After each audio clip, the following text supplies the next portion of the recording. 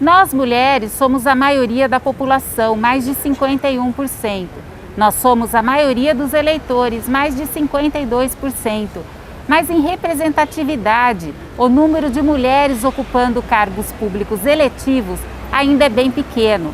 Mas para entender esses dados, precisamos passar pela história. A professora Celina Guimarães foi a primeira eleitora brasileira.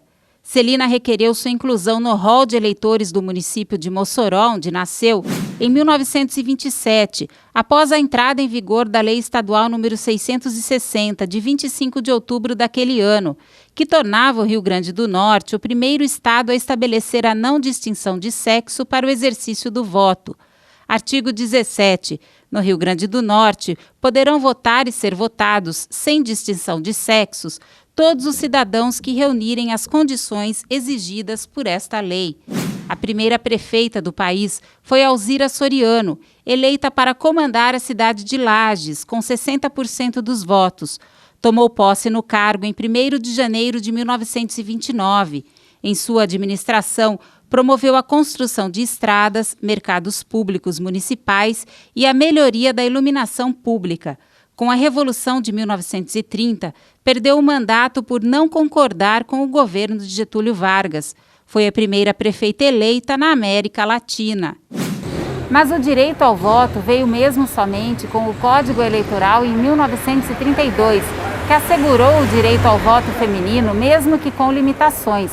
As mulheres puderam votar pela primeira vez em 1933, nas eleições para a Assembleia Constituinte, e em 1934, o direito de votos femininos ganhou base constitucional por meio da 2ª Constituição da República. Em 24 de fevereiro de 1932, o Código Eleitoral brasileiro passou a assegurar o voto feminino com restrições.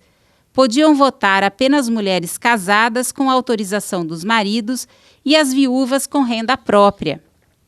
Essas limitações deixaram de existir apenas em 1934, quando o voto feminino passou a ser previsto na Constituição Federal. Eliane Berlato é docente do Departamento de Economia, Administração e Sociologia e coordenadora do Grupo de Estudos de Carreira, Organizações e Pessoas da Exalc. Ela falou sobre como na história os partidos políticos foram estruturados e, desta forma, continuam excluindo as mulheres da política. Se a gente pensar na história, e precisa pensar na história, né? Por que os partidos hoje excluem? Por que a liderança masculina não agrega? Ela mais exclui do que agrega. A mulher foi ter o direito ao voto recentemente. Então, não tem como não falar sobre isso. E aí, a estrutura predominante é uma estrutura de homens, que foi feita para homens e por homens. Então, obviamente, os partidos precisam se reconfigurar não para ter um discurso bonito de incluir a mulher, o quanto de fato essa mulher está incluída, né? Então, os novos partidos ou os partidos antigos que querem propor mudança, a mudança é dar à mulher a inclusão, não inserir, jogar a mulher para cumprir cota. Na Câmara de Vereadores de Piracicaba, em toda a sua história, foram somente 13 mulheres vereadoras eleitas, conforme demonstrou uma pesquisa recente do Departamento de Documentação e Transparência. Fomos buscando nas atas e na lista de frequência dessas atas, das reuniões, todos os nomes de todos os vereadores. E neles tinham os nomes das vereadoras. E foram 13. A primeira mulher vereadora foi a Laudelina, como suplente. E depois foi a Penese e assim por diante. Desde 1822 que existem as câmaras, então um número muito pequeno de mulheres foi encontrado, e isso vê como a sociedade enxerga as mulheres e como um todo na política também. Então ainda é preciso que as mulheres cresçam como uma influência forte na política. Na atual legislatura são 23 vereadores, dos quais somente 2 são mulheres. No Executivo de Piracicaba nunca teve uma prefeita chefiando o município. Este ano são 4 candidatas mulheres e 8 homens. Pesquisa do Instituto Alziras demonstra que no Brasil, apesar das mulheres serem 51% da população, governam 12% das prefeituras do país. Os municípios governados por mulheres abrangem somente 7% da população do país. Do total de prefeitas em exercício, 91% foram eleitas em municípios com até 50 mil habitantes. A trajetória das prefeitas revela que 50% dos prefeitos têm ensino superior, 71% das prefeitas têm ensino superior e 42% das prefeitas têm pós-graduação. As prefeitas têm liderança política, experiência em gestão pública e mais anos de estudo que os homens. As principais dificuldades enfrentadas por ser mulher na política. 53% sofreram assédio ou violência política pelo simples fato de ser mulher. 48% falta de recursos para a campanha. 30% assédio e violências simbólicas no espaço político. 24% falta de espaço na mídia em comparação com políticos homens. 23% desmerecimento de seu trabalho ou de suas falas.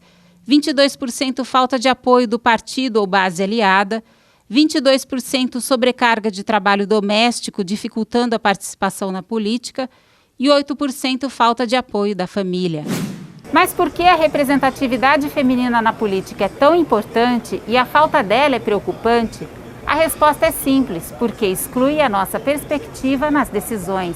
Permitir essa entrada da mulher no espaço público é permitir, primeiro, que a gente possa, quando vai falar de determinada lei, eu vejo muito isso, leis para mulheres sendo feitas por homens. A gente tem uma coisa muito importante que é lá, que eu vou me apropriar um pouco do termo, que é usada para discussão, né, de raça, contra o racismo, antirracista, que é o espaço de fala, mas que só tem o espaço de fala aquele que vive.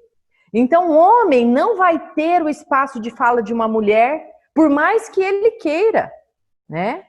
E aí a gente vê a discrepância, porque numa Câmara onde 90% é homem e muito pouco é mulher, não há representatividade, não há diálogo, é muito limitado.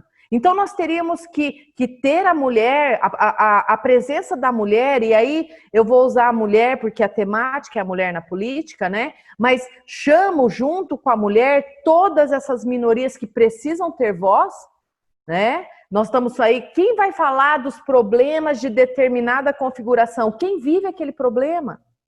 Então, vamos olhar para as mulheres, porque as mulheres vão trazer um olhar diferente para aquela situação onde ela está.